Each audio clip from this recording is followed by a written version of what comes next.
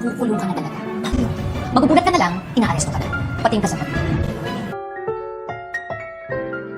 Ang susunod na programa ay rated PG. Ito ay nangangailangan ng patnubay at gabay ng magulang para sa mga batang manonood.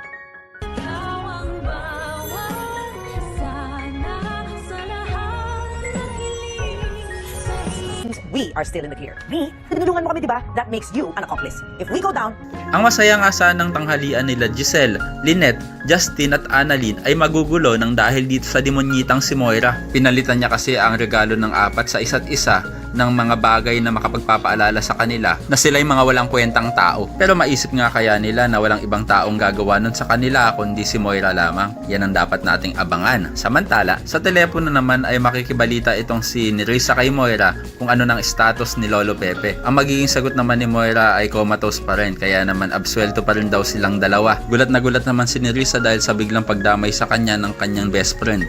At dito na pinaalala ni Moira sa kanya ang pinahiram nitong sasakyan. Kaya naman damay din daw ito kung sakaling magkabukingan na ay sama-sama silang hihimas ng rehas sa kabilang banda.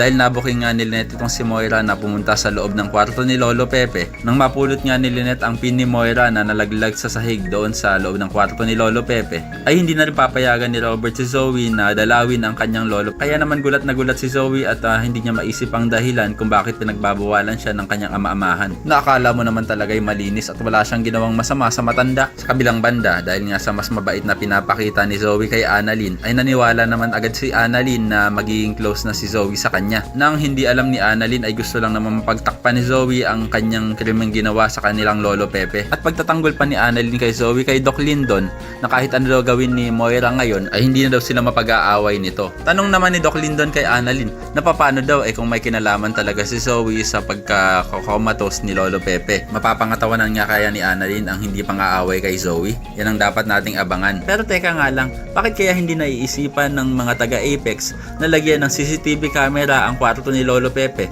para malaman nila kung sino ang pumapasok at lumalabas doon?